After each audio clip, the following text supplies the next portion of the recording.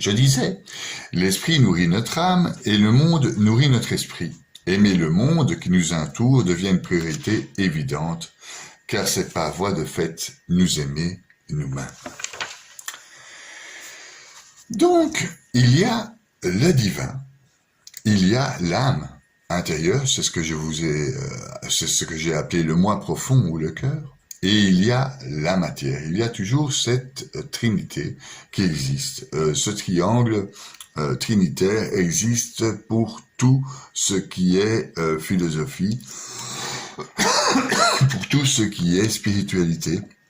Je vais faire un chapitre sur la numérologie et vous allez constater que le 3, ce fameux triangle, est la base numérologique du développement spirituel. Il représente la trinité, l'alliance, etc., etc.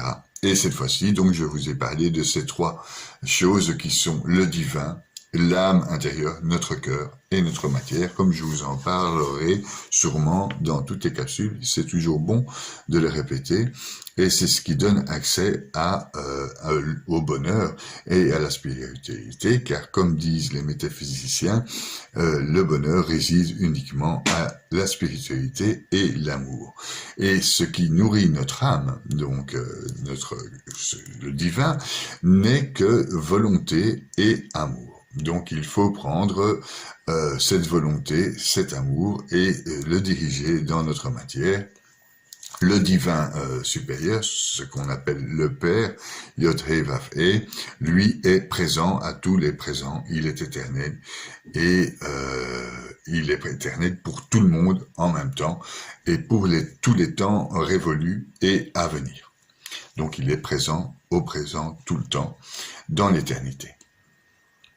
C'est aussi pour rejoindre les 3 mondes des alchimistes de la Renaissance qui dit que l'âme est le réceptacle des énergies primordiales et de l'autre côté, il y a le matériel. C'est ce que disent aussi les alchimistes et c'est ce que font d'ailleurs les alchimistes opératifs lorsqu'ils font leur petite expérience avec le matériel. Ils essayent donc de séparer l'âme du réceptacle de cette âme et de créer une autre matière. C'est ce que nous allons faire et c'est ce que nous faisons quand nous développons notre spiritualité.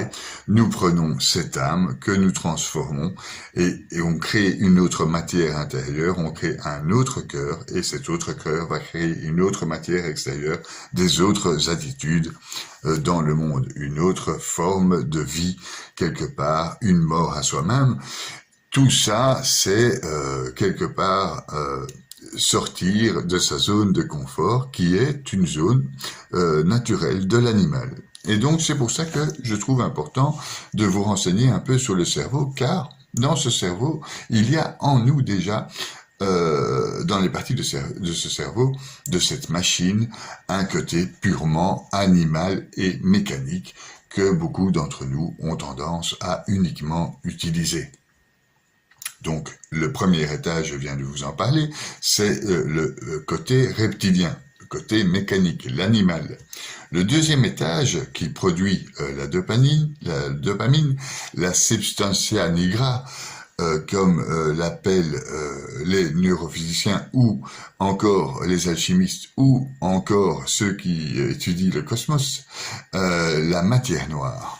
Donc, je vais pas extrapoler, mais c'est pour vous faire déjà ici un lien entre notre cosmos et notre cerveau. Il y a donc le deuxième étage, celui qui produit de la dopamine, ce qu'on appelle la substantia nigra, et c'est le noyau de notre système nerveux. C'est lui le cœur, si on veut, de notre cerveau. C'est lui qui fait agir les cellules et les neurones et les biophotons entre eux. C'est lui qui donne à notre cerveau un rythme. Donc c'est ce fameux ange du rythme au sein de notre cerveau. Le troisième étage de notre cerveau, je schématise, c'est l'étage qui gère le tout. c'est le cortex préfrontal, donc c'est ce qui est devant. Il gère le tout de notre cerveau, l'hémisphère droit et l'hémisphère gauche. Il y a la quatrième partie à notre cerveau, c'est la partie limbique, celle des émotions, celle des ressentis, entre autres. Et le cinquième étage, c'est le cortex inférieur, et c'est les hémisphères du cerveau. Vous avez entendu parler de votre hémisphère droit et de votre hémisphère gauche. Donc l'hémisphère gauche traite les informations de manière linéaire, comme une vraie machine. Il n'a pas vraiment d'intuition ou de création ou d'imagination. Il traite de manière très très cartésienne. C'est le côté gauche. C'est votre hémisphère gauche. L'hémisphère droit, lui, traite les informations de manière non linéaire. Et il forme un peu ce tohu-bohu des kabbalistes, c'est-à-dire cette matière informe et vide, cette ténèbres intérieure, cette imagination, cette poésie, cette musique de l'âme, etc. Donc, nous avons dans ce cerveau, dans notre machine, un côté animal, les deux cortex, celui qui est très très cartésien, celui qui gère l'imagination et les appréhensions, et alors le préfrontal qui gère absolument tout ça. Mais notre cerveau n'est finalement, je le répète encore une fois, qu'une machine. Cette machine, si on fait une opération, on constate que c'est un organe gluant, froid et gris, qui ne possède pas de zone de douleur, et il est entouré d'une membrane. Pour schématiser, cette membrane est composée de biophotons. Il y a une glande à l'intérieur de notre cerveau qui s'appelle la glande pinéale, très très importante. Elle est au centre de notre cerveau, entre notre hémisphère droit et notre hémisphère gauche. Plein de kabbalistes ont parlé de ce centre du cerveau, qui est notre glande pinéale, est une antenne récepteur des informations cosmiques et des informations divines. Et donc, il est probable aussi qu'il y a une interaction entre notre cerveau mécanique et notre âme spirituelle. Donc, on est relié au cosmos. Déjà, nous sommes reliés au cosmos parce que ce dont je vous ai expliqué lors de ma capsule sur les deux anges. Donc, un côté la matière qui fait le tout et l'autre la matière qui fait le rythme, ça c'est déjà notre première liaison au cosmos. Mais nous, intelligents que nous sommes, nous avons encore en plus la capacité de développer une spiritualité qui nous permet d'approcher la sagesse et la connaissance au plus loin de Dieu. C'est ce que font les saints, c'est ce que font les tzaddiks. C'est ce que font les grands rabbins, c'est ce que font les grands prêtres et les moines. Ils essayent d'atteindre, grâce à leur cerveau, qui est aussi connecté grâce à leur glande pinéale, essayer de comprendre et de toucher l'essence divine et de donc développer ces phénomènes qu'on appelle les miracles, les synchronicités, etc. De nombreux saints, de nombreux sadiques ont ressuscité, il n'y a pas que Jésus, qui ont ressuscité les morts. De nombreux saints, de nombreux sadiques guérissent les maladies. Si vous êtes enclin à la spiritualité et à la recherche de Dieu, eh bien, vous pourrez comprendre vos mécanismes intérieurs parce que vous aurez accès à cette fameuse énergie qui nous compose. Et vous pourrez donc la comprendre, et comprendre, c'est guérir. Maintenant, je vais vous citer un petit exemple avec le coronavirus. Une petite sainte, une sœur de 117 ans, a eu le coronavirus et elle est sortie de l'hôpital indemne et souriante. Je crois, sans vouloir exagérer, que c'est sa foi qui l'a sauvée. En tout cas, c'est sa foi qui a fait que ce coronavirus n'a rien fait sur elle. Ce genre de personne, c'est quand elle va mourir et elle connaît, comme elle est en contact avec l'énergie divine, connaît son début, son présent et sa fin déjà actuellement. Évidemment, une telle élévation spirituelle demande un renoncement de soi-même, un renoncement de ce côté matériel. Et donc, eh bien, c'est un travail de tous les jours.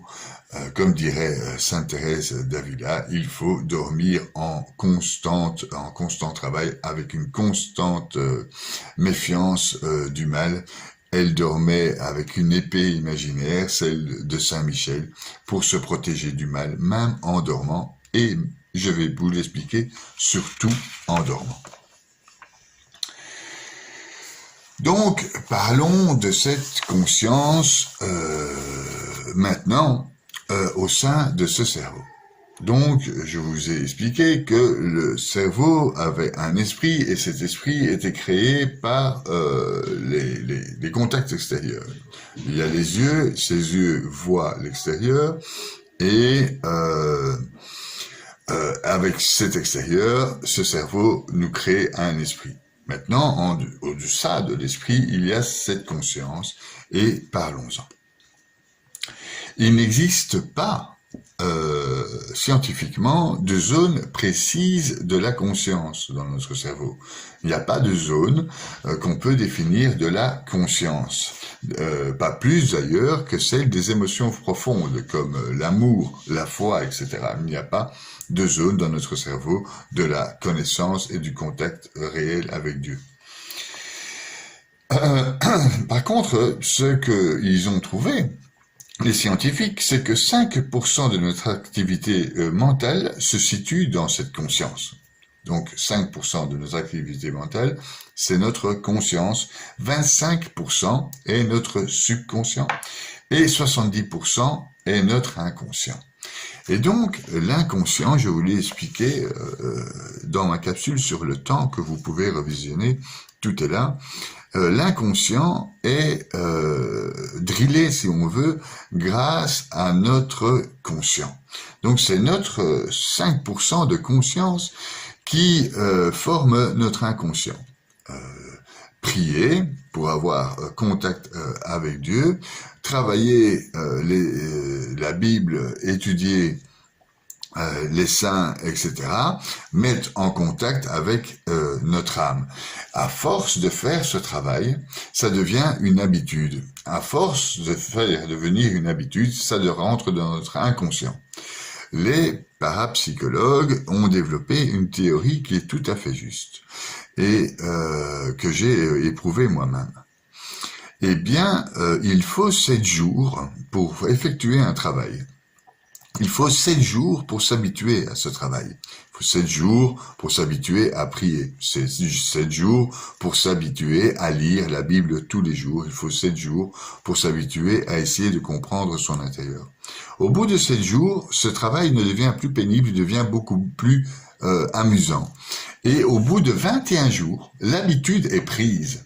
Et donc ce n'est plus un effort de prier le matin, ce n'est plus un effort de lire la Bible pendant la journée, et ce n'est plus un effort d'étudier les écrits sacrés et d'essayer de se comprendre soi-même, de comprendre la physique quantique, le cerveau, les énergies, etc. Ça devient tout à fait naturel au bout de 21 jours. Et après cette étape de 21 jours, on commence à faire rentrer les habitudes dans notre inconscient. Donc inconsciemment, on connaît Dieu. Inconsciemment, on connaît la vie des saints. Inconsciemment, on est éveillé spirituellement. Inconsciemment, on travaille cette spiritualité. Inconsciemment, on va vers les univers quantiques. Inconsciemment, on sait le rôle de l'épigénétique, des taux vibratoires, etc.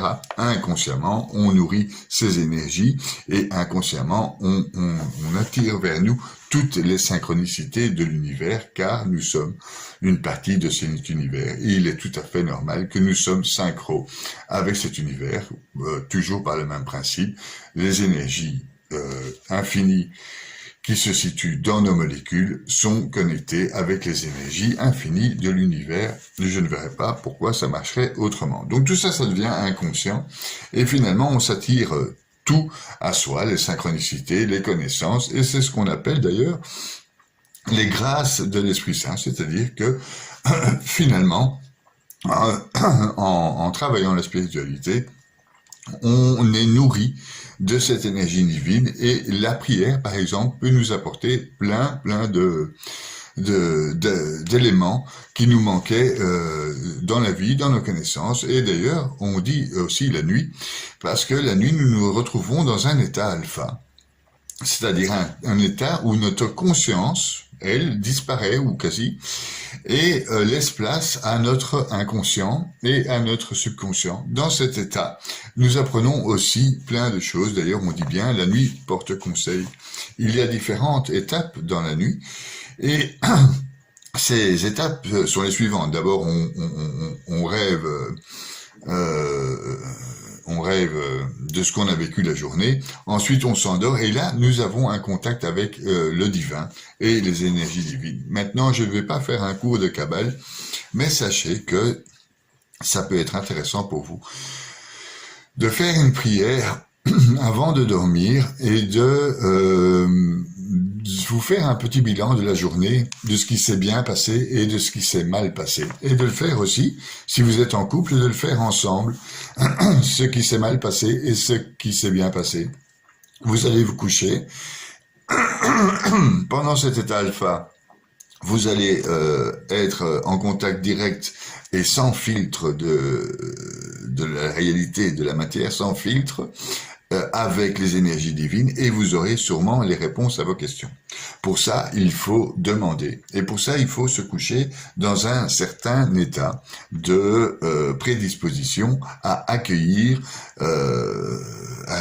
les informations du divin, de l'univers, etc.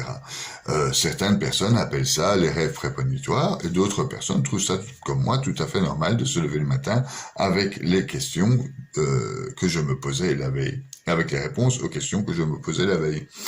Voilà, voilà. Et c'est très très intéressant, et ça fait super plaisir d'avoir des réponses au matin. Maintenant, il faut savoir être reconnaissant. Je vous l'ai expliqué lors de mon développement sur la loi de l'attraction. Il faut être reconnaissant et savoir remercier. Il faut savoir demander au divin, au Père, mais il faut savoir aussi remercier. Et donc, c'est ce qu'on appelle donc la gratitude. Demander, pour certains, c'est aussi sortir de sa zone de confort. Sortir de sa zone de confort, c'est sortir de ce cerveau reptilien et de ses habitudes qui sont naturelles, mais qui finalement nous mènent à la matière et à l'abrutissement. Donc, c'est un effort sur soi-même, sortir de sa zone de confort, de trouver l'intérieur, l'âme, l'invisible. On a tendance à s'attacher au visible. C'est bien dommage. Et le cerveau est là, et l'étude de ce cerveau est là pour nous montrer qu'en fait, il n'est là que mécaniquement et que il peut par contre vous aider à la connaissance, au travail de la connaissance, au travail de cette conscience grâce à votre esprit. Pour ça, il faut utiliser son libre arbitre dans le bon sens. Donc, je disais 5% de notre activité mentale se situe dans la conscience, 25% dans notre subconscient, et 70% dans notre inconscient, et cet inconscient se forge. Et je vais vous mettre le petit dessin que j'ai l'habitude de mettre depuis ma formation sur le temps. Donc notre conscience forme notre inconscient, qui forme le subconscient. Ce subconscient est relié aux étincelles divines, et ce subconscient apprend et apporte à notre conscience, etc. Et une boucle se forme entre notre esprit, notre conscience, notre âme, et aussi entre notre matérialité, parce que notre matérialité, elle aussi, a une âme. Donc cette âme, donc cette petite énergie qui se trouve dans les atomes et qui fait que nous sommes une personne. C'est ce qu'on appelle la première âme, et c'est ce qui est relié directement avec notre esprit.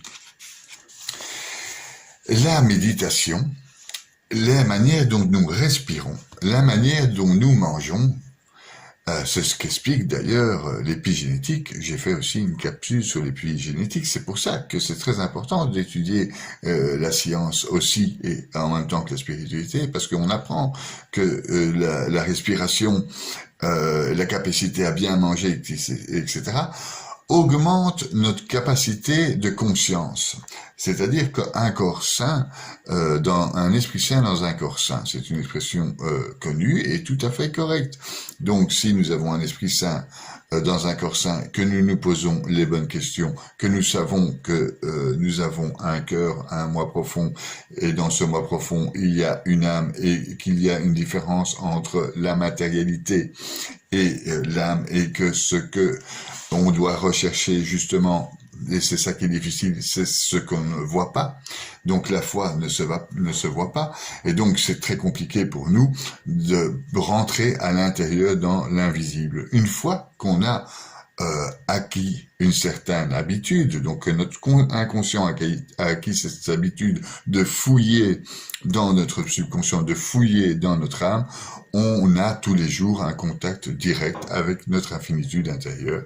Et je peux vous promettre que ça fait un bien fou et que ça fait avancer aussi dans la matière. Parce que si on est quelqu'un, c'est-à-dire quelqu'un de complet avec une âme, une conscience, un esprit, on sera quelqu'un de complet à l'extérieur. C'est-à-dire ce qu'on va réaliser va réussir. Pourquoi? Parce qu'on est parti d'une base complète. Si on est incomplet, il est normal qu'on se réalise pas, ou qu'on se réalise, mais de manière très très dangereuse. Donc si on se réalise que dans la matérialité, on peut subir des pressions tellement énormes parce qu'il y a disjonction entre notre âme, notre esprit et la matière, qu'on peut arriver à des états de suicide, etc.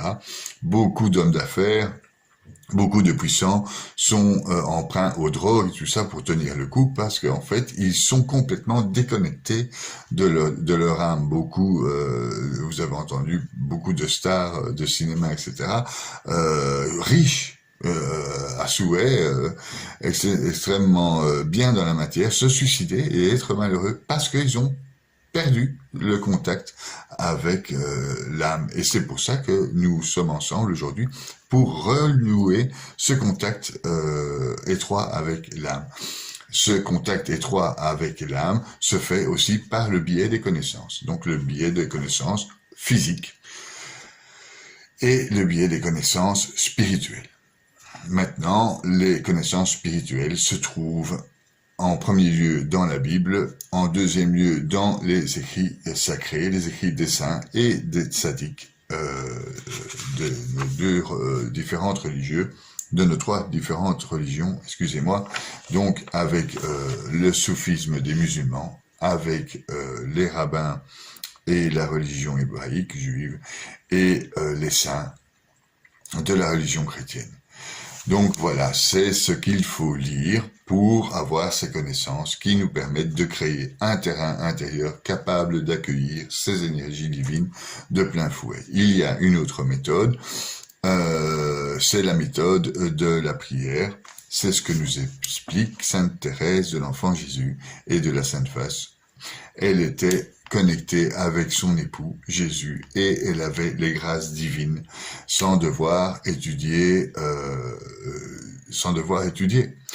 Et donc la prière peut vous donner aussi un contact direct au divin. Ce n'est pas donné à tout le monde d'avoir ce qu'on appelle une oraison. Il faut vraiment se détacher de cette fameuse matérialité. Les études nous rapprochent de cette matérialité, car elles nous rapprochent de notre esprit, et par l'étude, il est plus facile, pour moi en tout cas, d'arriver à ce taux de spiritualité qui me permet d'approcher la connaissance de Dieu, et donc de développer mes synchronicités et mon bonheur, parce que je deviens une personne entière, c'est-à-dire avec une âme, un esprit et une matérialité. Et que je sais où se situe dans mon corps toutes ces zones. Donc le cœur, on va dire, et la matière. Et je sais que ce cœur interagit avec l'extérieur, parce que je connais l'épigénétique, parce que je connais la physique quantique, parce que je connais maintenant le cerveau. Et donc voilà, il y a quelque chose de très très magique dans cette histoire de cerveau. Si on l'étudie, eh bien, ce sont les neurones miroirs. Alors, les neurones miroirs, vous en avez sûrement entendu parler. Ce sont des petits neurones récepteurs d'électricité. Ils sont des petites étincelles divines, comme ça. C'est des étincelles dans notre cerveau. Le neurone miroir se situe donc dans cette couche qui englobe notre organe gris, froid et gluant. Ces neurones miroirs sont des capteurs d'électricité. Ces neurones miroirs sont reliés directement à la glande pinéale. En fait, c'est comme si on avait une antenne ici, donc notre 7e chakra, qui était relié directement aux énergies divines. Ces neurones miroirs travaillent beaucoup mieux sans notre conscience. Donc, plus avec notre inconscient et avec notre subconscient. C'est pour ça qu'il faut travailler. Parce que, en fait, eux, ils travaillent tout le temps et grâce à plus vers notre inconscient. On reçoit des tonnes d'énergie, des étincelles, des petites énergies comme ça, qui sont calculées scientifiquement. Ces neurones miroirs, ces petites zones électriques, on peut les calculer, les scientifiques les calculent et constatent le nombre d'étincelles, donc j'appelle ça des petites étincelles divines, que notre cerveau reçoit en permanence. Voilà, ils ont calculé, les scientifiques ont calculé le nombre de ces étincelles divines transmises dans nos neurones miroirs. Alors, dans le neurone miroir travaille avec plasticité cérébrale. Et la plasticité cérébrale, qu'est-ce que c'est? C'est avoir un but.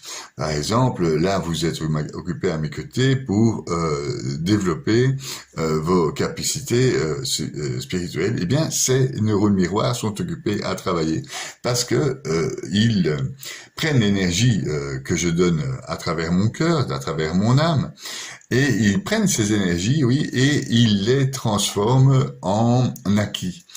Et ils sont très très importants et travaillent directement donc avec cette glande pinéale qui nous relie tous l'un à l'autre via ce qu'on appelle notre âme commune ou l'énergie divine. Enfin, je ne sais pas comment on peut l'appeler, mais c'est synchronicité qu'il y a entre vous et moi. Ces neurones miroirs, ils les chopent. Voilà. Il y a 4 milliards d'étincelles balancées donc sur votre cerveau, captées grâce à votre glande pinéale et ses neurones miroirs. Et sur ces 4 milliards d'étincelles par seconde, il y a 4 milliards d'étincelles qui arrivent dans votre cerveau, captées par votre glande pinéale, et 50 seulement sont traduites en informations utiles. C'est prouvé, je vous raconte pas n'importe quoi, c'est les scientifiques qui ont découvert ça. Ces neurones miroirs réagissaient 4 milliards de fois par seconde et ne peuvent que en traiter 50. Donc, il s'agit pour nous, spirituels, magiciens, saints, de capter en amont. Donc, de savoir que ça existe, c'est pour ça que je vous parle du cerveau, de savoir qu'il y a 4 milliards d'étincelles. Et donc de pouvoir les capter un maximum afin de faire grandir nos 5% de conscience. Je vous ai dit tout à l'heure que dans notre cerveau, il y avait 5% de conscience, 70% d'inconscient. Eh bien, si on trie en amont, si on sait, si on a les connaissances, si on attend, si on se met en disposition, c'est-à-dire en méditant, en priant, etc., en changeant sa respiration, si on trie et si on fait tout pour trier en amont, on peut améliorer notre conscience de ces étincelles et donc savoir faire agir notre esprit et la boucle est bouclée et grandir donc spirituellement et non seulement grandir spirituellement mais capter plus d'énergie divine et donc plus d'informations. C'est ce que font les grands prieurs dans les monastères finalement, c'est ce qu'ils font, ils se mettent du matin au soir en méditation dans la prière, afin d'avoir de plus en plus conscience du nombre de milliards d'étincelles divines qui nous traversent. C'est simplement le travail de la foi, c'est simplement le travail spirituel. En fait, c'est tout simple, mais j'aime bien faire compliqué, c'est pour vous compliquer la vie. Et finalement, pourquoi pas, c'était le but quand Ève a mangé de l'arbre de la connaissance, c'est que il fallait que l'Adam, donc arrête de se prendre pour Dieu. Et donc, elle nous a compliqué l'existence, comme toutes les femmes nous compliquent l'existence, vous le savez très bien, vous les hommes, je rigole, c'est pour rire. Donc, bien que quelquefois le compliqué sert à avancer. Le compliqué, donc cette chair, ce corps qu'il faut nourrir, ce corps qu'il faut entretenir, cette conscience qu'il faut avoir, cette âme qu'il faut trouver, tout ça c'est très très compliqué. Mais finalement, c'est ce qui nous rapproche de l'essence divine. Et si ça nous rapproche de l'essence divine, ça nous rapproche aussi du bonheur absolu et de la vie éternelle. Donc il faut agir avec notre corps, notre pensée, notre volonté pour que cela soit. Faire grandir notre zone de conscience physique située quelque part dans notre cerveau. Celle de notre cœur située quelque part dans notre moi infini. Grâce à la méditation et tout ça, grâce aux connaissances, grâce à l'état alpha que vous avez dans votre sommeil, je le développerai un jour si vous le voulez. Je vous ai déjà dit, vous pouvez poser des questions. Si vous voulez, je peux un jour vous développer comment on se met en disposition pour être en contact avec Dieu la nuit, afin qu'il vous donne des conseils. Je peux vous promettre que ça marche. Seulement, ça demande une certaine discipline de prière, entre autres. Voilà. Donc, dans les différents états alpha, nos capacités sont décuplées et disposées à recevoir et à trier ces milliards d'informations, comme je vous le disais. La glande pinéale, votre 7e chakra, et les biophotons sont les récepteurs de ces énergies. Et dans chaque mémoire de notre cerveau, il y a des milliards de fréquences. Encore une analogie avec l'univers. Dans notre univers, il y a des milliards de fréquences. Ces fréquences sont bien évidemment les énergies dont je vous parle dans toutes les capsules. Ces fréquences sont les énergies lumière. La lumière a une fréquence. Qu'est-ce que c'est une fréquence? C'est une onde. Elle passe donc du positif au négatif, du positif et au négatif. Eh bien, les scientifiques ont constaté qu'il y avait des milliards de fréquences différentes entre ces biophotons, entre notre hémisphère droite et notre hémisphère gauche, il y avait des milliards de fréquences différentes, comme dans l'univers. Et donc, on a affaire entièrement et tout à fait au même chiffre, ce qui nous fait dire que le cerveau est un mini-univers.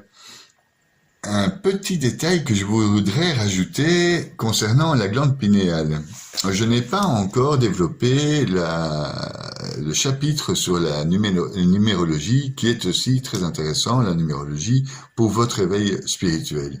Mais dans ce chapitre, je vais vous parler de la suite de Fibonacci, le nombre d'or. C'est une suite qui crée tout ce qui est beau. Par exemple, une rose est formée sur le nombre d'or. L'univers est formé proche du nombre d'or. Et si nous détachons notre glande pinéale et qu'on l'analyse, elle fait comme une pomme de pin. Elle ressemble à une pomme de pin et elle est faite à l'image du nombre d'or. Elle est faite donc à l'image de notre univers. Rien d'étonnant après tout ce que je viens de vous expliquer. Notre rythme de vie, le choix des émissions, le choix des copains, le choix des activités fait varier la qualité de réception que nous avons de l'éternité intérieure. Bien. Maintenant, nous avons, dans le chapitre sur l'épigénétique, je vous ai bien entretenu sur le fait que le rythme de vie Et le milieu dans lequel on vivait allait changer même notre santé, c'est-à-dire les 98% de junk ADN, donc l'ADN non codant. C'est ce qu'explique l'épigénétique. Et donc, pour corroborer aussi ce chapitre avec l'épigénétique, car tous ces chapitres vont ensemble, pour corroborer ceci, je voudrais vous dire que la glande pinéale, donc ce qui est le récepteur, si vous vous y intéressez, eh bien, elle est très sensible au calcaire et au chlore. Donc, bien veillez à ne pas vous envoyer trop de chlore et de calcaire, donc ne pas boire l'eau du robinet. Ce n'est pas bon pour votre glande pinéale parce qu'elle calcarise et elle empêche le contact avec les biophotons et donc elle empêche le contact des transcriptions des énergies venues de l'univers. Et donc, c'est super important il y a moyen de pouvoir avoir une glande pinéale en parfait état, mais c'est ce qu'expliquent de toute façon les scientifiques, les médecins et l'épigénétique. Mais il y a moyen de soigner cette glande pinéale en buvant de l'eau alcaline mélangée avec un peu de citron et du gingembre. Et ça vous aide, en plus c'est bon, mais ça vous aide à décalcifier cette glande pinéale. Donc, tout ça pour, une fois de plus, vous éviter de tomber dans des phénomènes, comme vous n'êtes pas rempli, dans des phénomènes de dépression. Et c'est important à connaître tous ces sujets, c'est important à développer cette spiritualité, car en fait, en développant notre spiritualité, nous allons devenir entiers, donc nous allons posséder une âme, avoir conscience de cette âme, posséder un esprit, et cet esprit, on a conscience qu'on va faire le bien, la matérialité ou le mal, hein, on jauge. On est conscient que dans notre matérialité, nous avons des étincelles divines qu'il faut entretenir, on est conscient du rôle de l'épigénétique par exemple, et on est conscient qu'on a une matérialité finie qui est en proie aux affaires extérieures, c'est-à-dire les affaires extérieures. C'est pas les affaires extérieures de la communauté européenne, c'est ce qu'on a autour de nous. Donc, ce qu'on lit et nos relations avec les autres, etc. Il est important donc d'aimer les autres et de choisir les personnes avec qui on est le plus souvent, car, je le répète, nous sommes la somme des 5 personnes que nous fréquentons le plus. Donc, choisissez ce qui vous entoure, c'est très très important.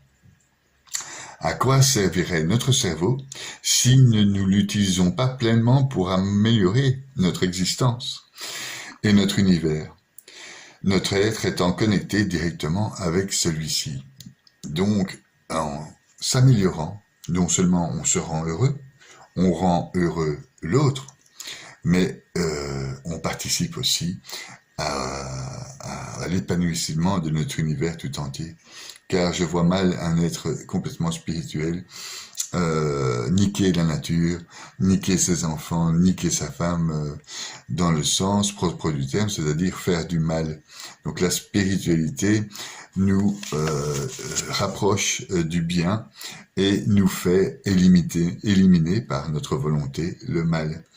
Et donc, il s'agit d'utiliser notre fameux cerveau, qui lui tout seul ne va pas le faire. Il faut que vous soyez là pour le diriger. C'est une machine, comme une charrue, comme un tracteur, que vous utilisez à bon escient pour votre élévation spirituelle et pour votre bonheur.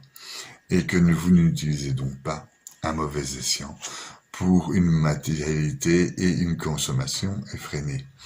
Voilà, j'espère que le lien est plus clair pour vous entre le cerveau et notre univers, entre notre cerveau et les énergies, entre notre cerveau et notre âme.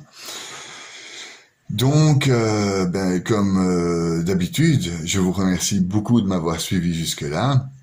Je fais un peu long, mais je peux pas faire vraiment beaucoup plus court.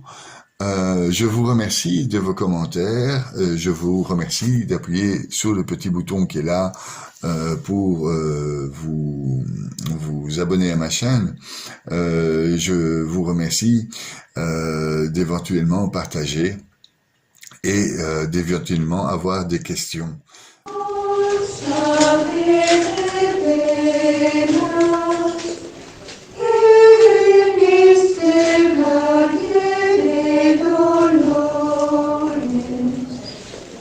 Nos